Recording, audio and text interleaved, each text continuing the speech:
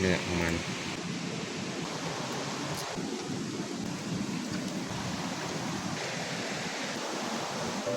อย่าลืมกดไลค์กดแชร์และกดติดตามเด้อพี่น้อง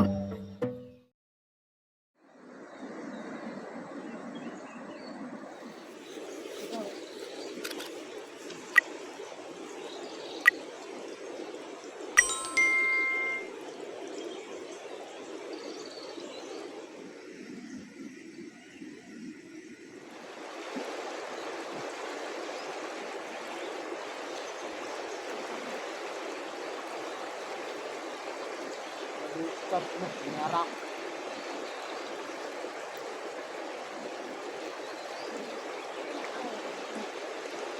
ขึ้นมาแบบ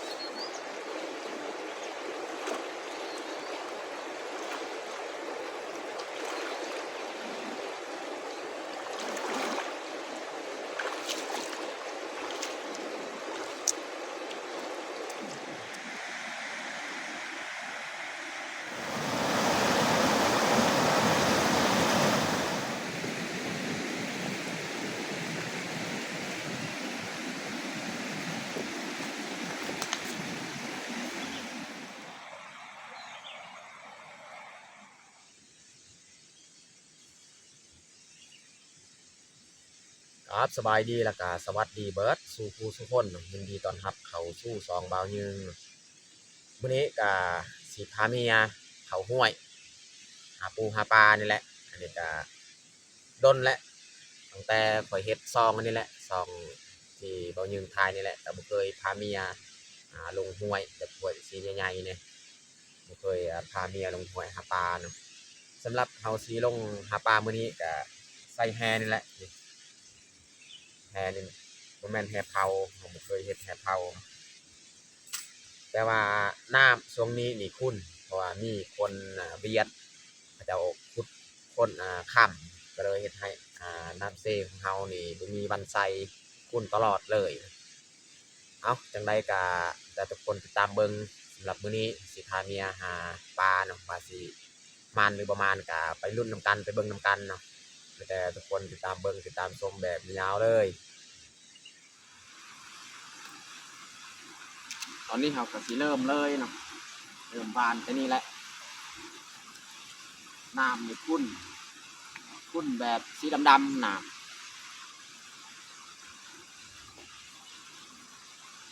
ผู้ว่าสิได้กินอาหารเที่ยงหรือบ่มื้อนี้ย่านสิได้จำจุจำแจวจังหน่อยบ่ยืนตาดนแหละบ่เคยลงห้วยลงน้ำ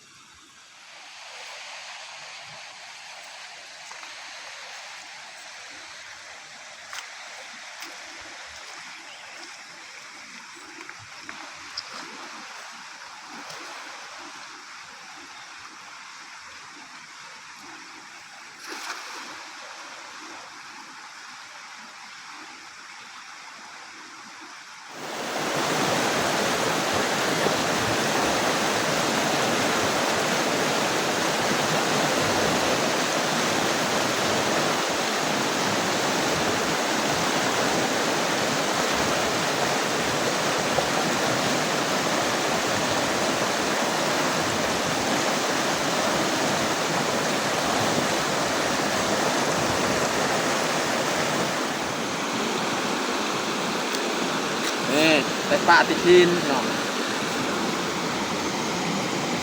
ปลาอย่างอื่นนี่บ่ถึกนี่ปลาติชิน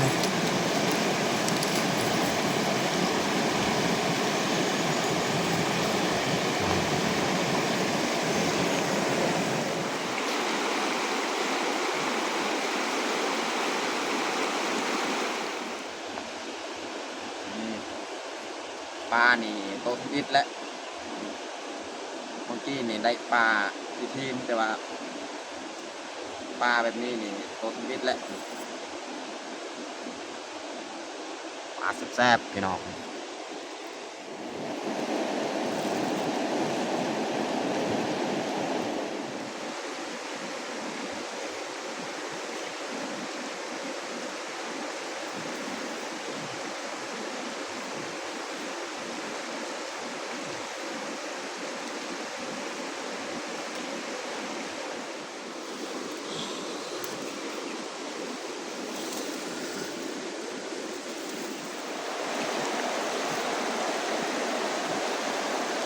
ได้ปลา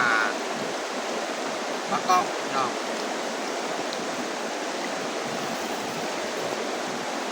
นี่ปลาเกาะพี่น้อง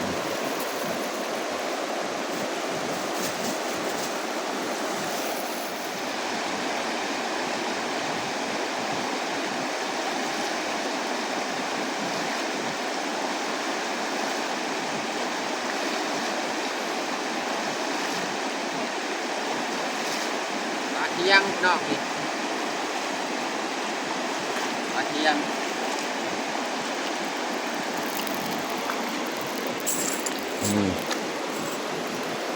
อันนี้ปลากดนี่ปลาเกาะนี่ปลาเกาะปลาเทียงนี่แกะง่าย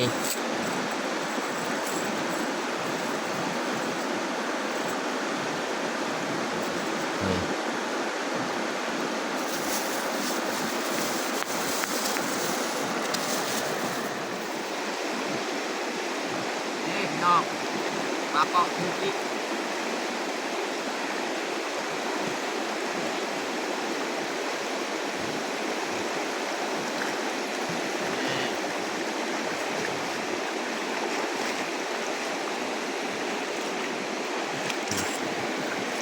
ปลาเกาะ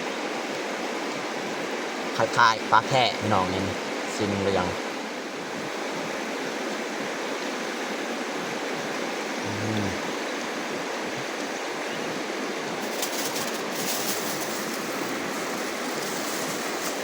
มาบังมันปักมือ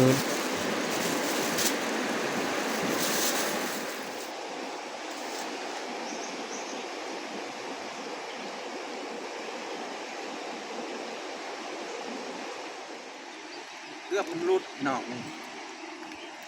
ตัวใหญ่ๆมันหมดถึงตานี่ปลาเทียงโมแมนนี่ปลาแก้มแดงตัวนี้บดถึกตานี่โอ้บดถึกตาแห่ตัวนี้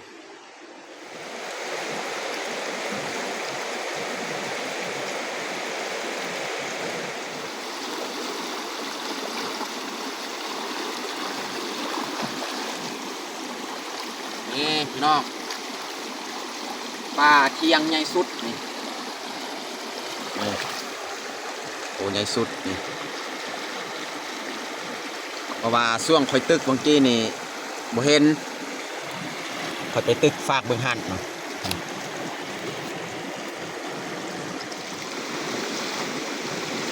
นี่พี่น้องปลาลาดนี่ได้ปลาลาดแล้วบาทนี้นี่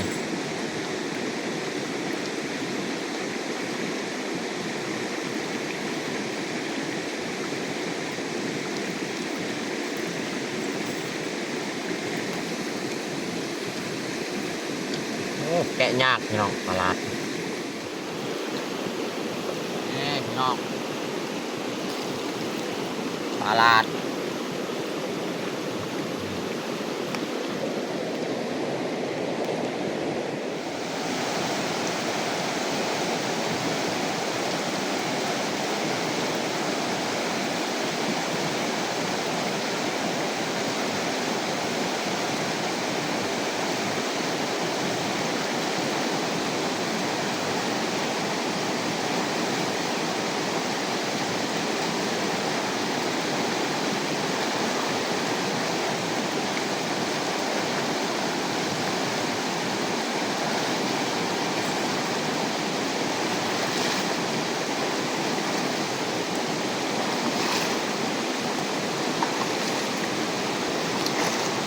คียงใหญ่ๆพี่น้องนี่ใหญ่สุดเลย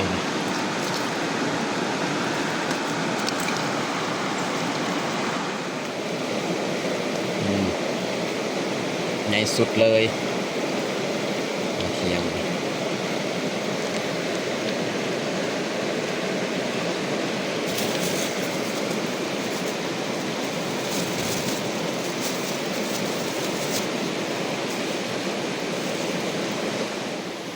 ตอนนี้เฮากาสีพักเที่ยงพี่น้องเนาะนี่เอาไว้เครื่องคองอยู่นี่เลยเนาะอันนี้มีหาฟืนบัดนี้เอาไว้อยู่หั่นแหละกระบังเฮาก็ตัดเรียบร้อยฮะกระบังเฮาสิเฮ็ดอาหารจักหน่อยแล้ว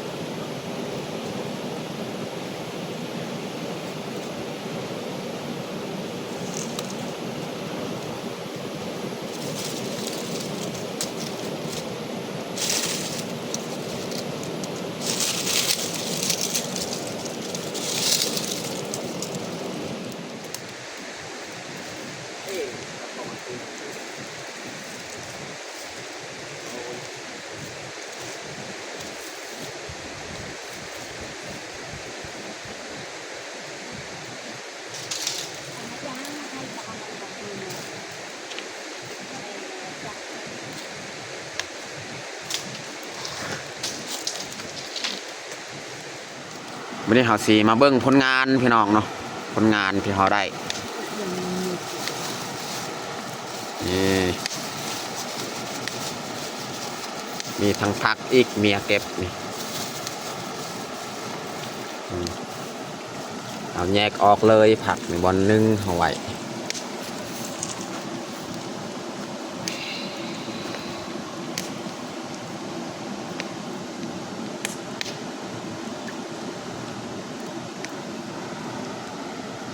ก็ได้ซ้ำกินแล้วพี่น้องนี่ซ้ำนี้ก็ซ้ำพอกินแล้ว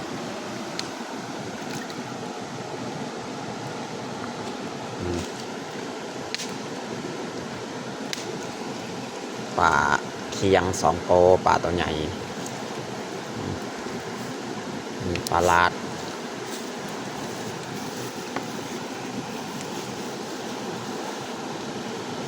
นี่คอยบูฮูว่าแมงยังเนี่ยกินได้คือกันมันดีแมงอันนี้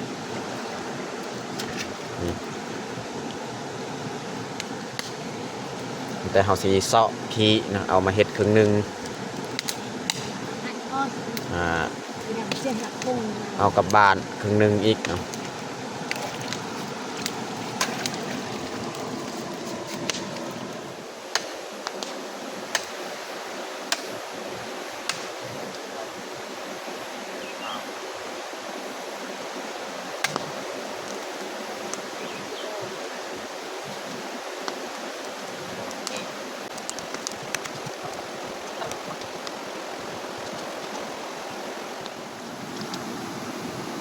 สุ่มนี้นี่แม่นเขาจะเอาเมื่อบานเลยใส่กระบังจังหน่อยเนาะนี่ตัวนี้แหละเมียเสาะเรียบร้อยตัวนี้นี่เสาะใส่มันออกส่วนเขาสีลามเนี่ยมันนี่พวกปลาติทีนนี่แหละสุ่มนี่แหละเขาสีลามนี่ก็ลายเติบแหละนี่ลามตัวนี้แล้วก็สิปิ้งปลาอีก2 โตนี่ปลาใหญ่นี่ตัวนึงนี่เขาก็ปิ้งเอาเมื่อบ้านเลยให้น้องแพงน้องพลอยแล้วก็พ่อกับแม่อยู่บ้านเขากับเมียปิ้งตัวนึงอีกอยู่นี่แต่ว่าเขาปิ้งพร้อมกันเลย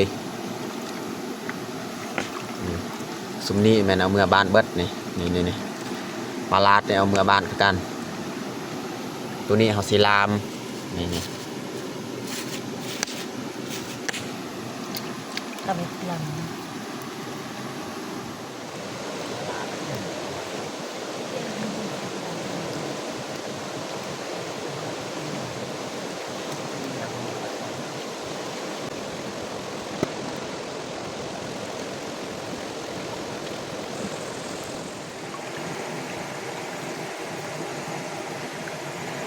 โอ้พี่น้องเอ้ยไข่มันไข่เต็มท้องเลยเนาะออกเลยไข่มันฮะ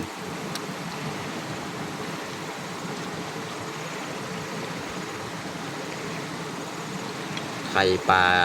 เคียงอันนี้เนาะสีปิ้งเอาจังหน่อย2 โตนี่ตัวนี้ก็น่าจะมีคือกันเนาะไข่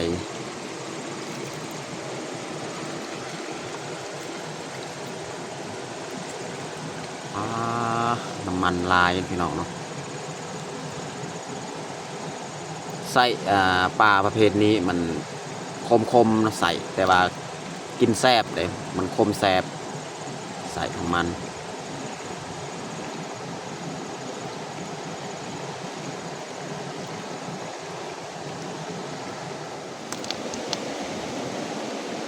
และสีปิ้งเลยนี่2 โตนี่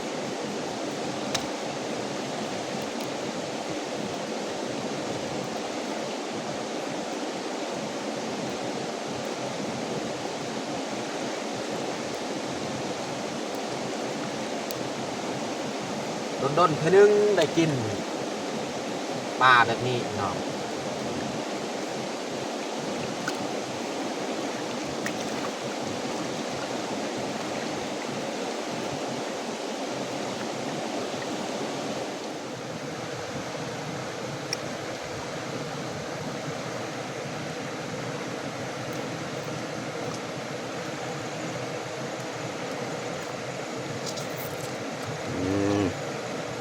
เรียบร้อยพี่น้อง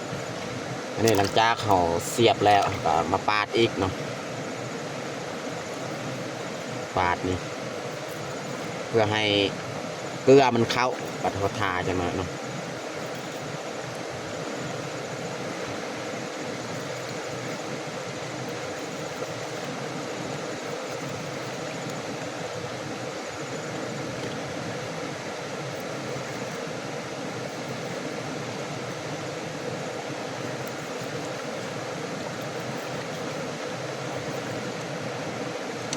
ปาดบนนี้นี่ไม้บนนี้ไม้จะบปาดถ่ายใส่เกลือนี่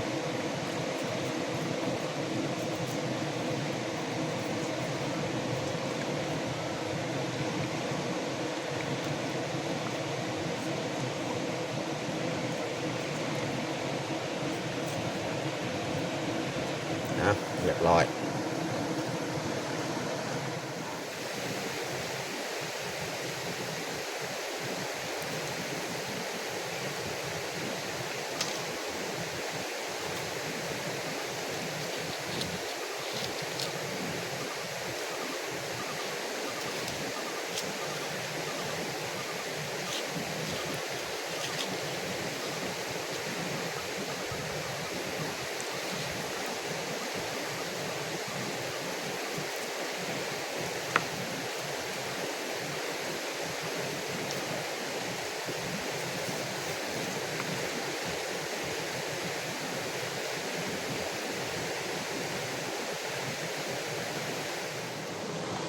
อันนี้เราจะเริ่มปรุงตัวฮัสิลามอีกนี่ซอยคา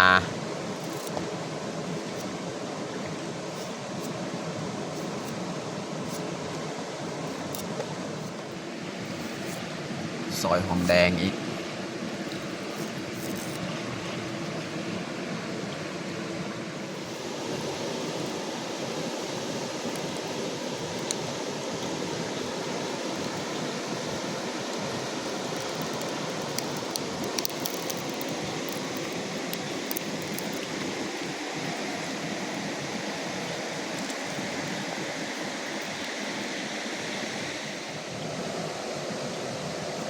นี่ทั้งนี้แมนไซส์ของมันนี่อาจจะปรุงคือกันไซส์ของมันทั้งนี้นี่แมนตัวฮอลลามนี่อันนี้มันใบขี้ฮูดนี่ใบขี้ฮูดแห้งเอาใส่เลย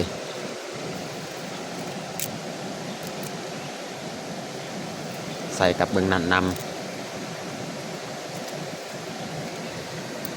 นี่แหละปลาที่เขาเสียเอาเมื่อบานนี่เรือเท่านี้แหละ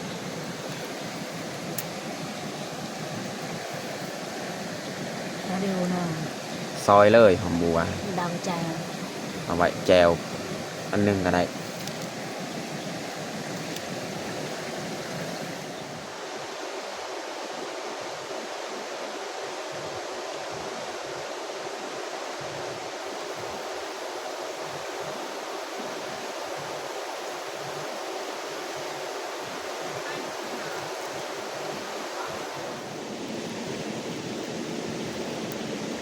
ปิงสุกๆแฮมๆเลยพี่น้องเนาะปิงปลานี่แซ่บสุดเลยเนาะ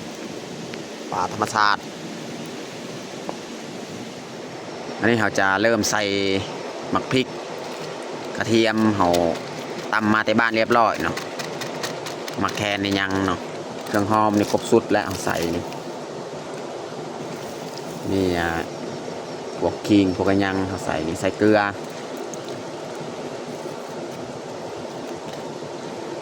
ใส่เป็นนัวเนาะอันนี้มันใส่มันหรือว่าขี้มันบานยังบาง เอาผสมเลยบัดนี้ผสมกับมือแล้วพี่น้องมันจะเข้ากันได้ดี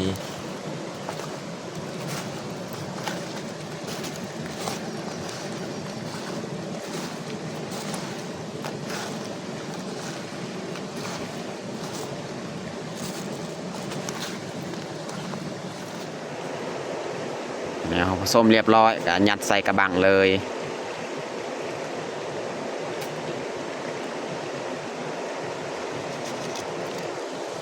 ใส่อันนี้คือกันจ้ะนะครับก็ยัดใส่กระบังคือกันลามพร้อมกันแหละ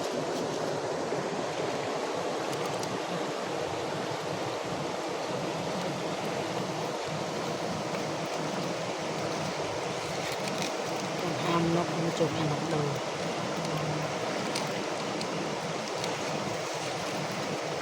ลามปลาติดทีนปลาเกาะปลายังอะไรนี่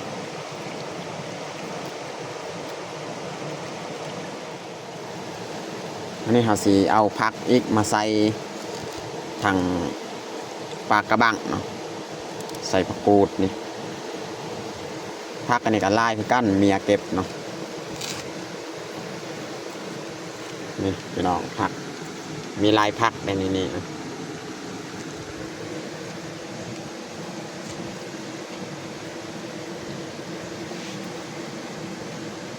มันสัมเจง ใช่มาไว้ตำมายาจัก ก็กูไล่ต่อ เรากับนกยากเนาะ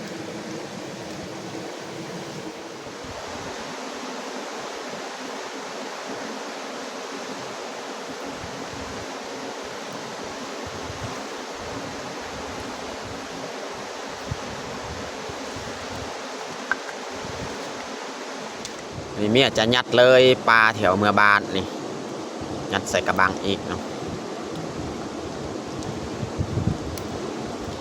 ถ้าว่าเขายัดใส่กระบังนี่มันจะบ่เน่าง่ายเนาะพี่น้องเนาะปลานี่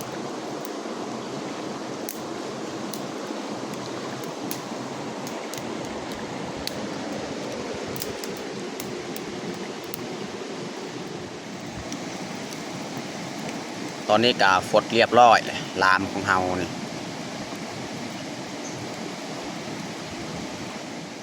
ปิ้งปลาของเฮาก็สุกเรียบร้อยพี่น้องเนาะอันนี้สีใหม่ๆจักหน่อยเนาะกับพอดีสำนีพี่น้องเนาะนี่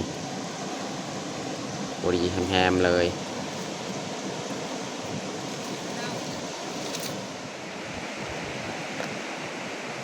นี่เขาจัดบ้อนเฮาสีกินข้าวนี่แหละปิ้งปลาของเฮานี่สุกเรียบร้อยแล้วนี่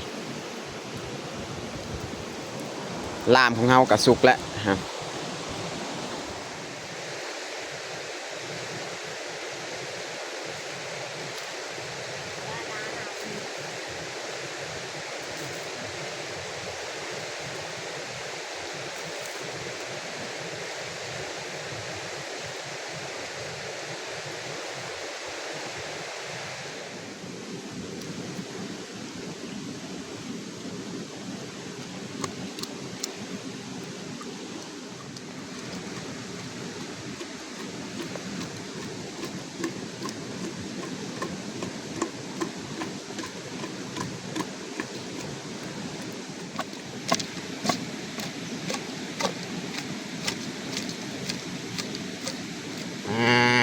น่าจะเบิดแล้วนี่และลามของเฮา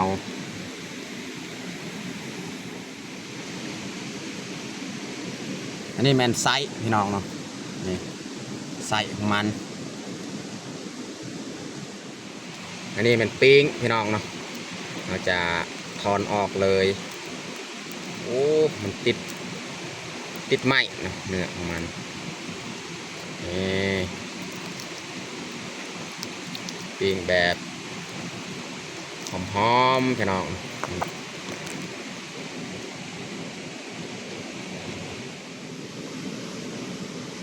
ตอนนี้ก็เรียบร้อยเฮาแต่งข้าวของเฮาปิ้งปลาพี่น้องเนาะเรื่องๆหอมๆเลยเนาะแล้วก็นี่แมนตัวลามนี่ตัวลามแล้วก็มีผักน้ำผักกูดใส่อันนี้แมนแจวแล้วก็นี่ก็คือขี้มันหรือว่าไส้มันเนาะสำหรับอาหารเที่ยงของเฮากับเบิดสมีแล้วพี่น้องตอนนี้ก็เรียบร้อยเฮาแต่งข้าวของเฮาแต่เฮาจะลงมือกินข้าวเที่ยงเลยเอามาทุกคนมากินข้าวเที่ยงน้ำกันกินข้าวเที่ยงอยู่ห้วยอยู่น้ำพี่น้องเนาะอาหารมื้อนี้นี่สุดยอดเลยโดนและประกินอาหารแบบนี้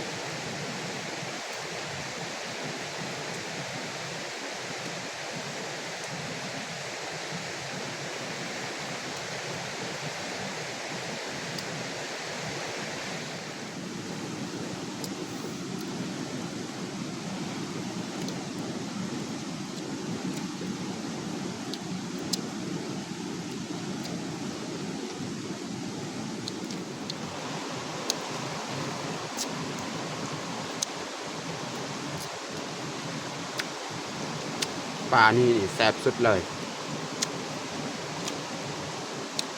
ปลาเกาะปลาโกะบักพดอย่างนี้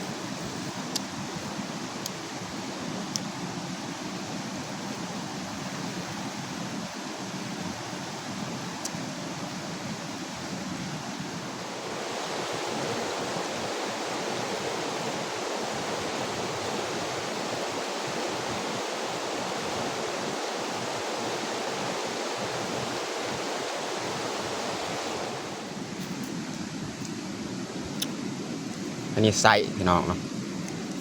ใส่หรือว่าขี้มันคมๆพี่น้อง